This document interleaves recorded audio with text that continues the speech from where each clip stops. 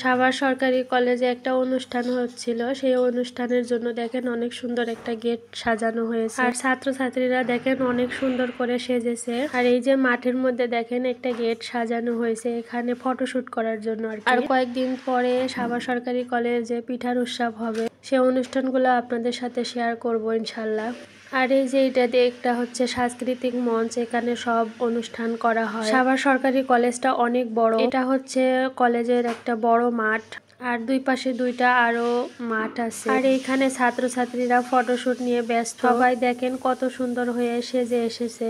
আর যে অনুষ্ঠানটা শুরু হতে যাচ্ছে এটা হচ্ছে নবীনবরণ অনুষ্ঠান।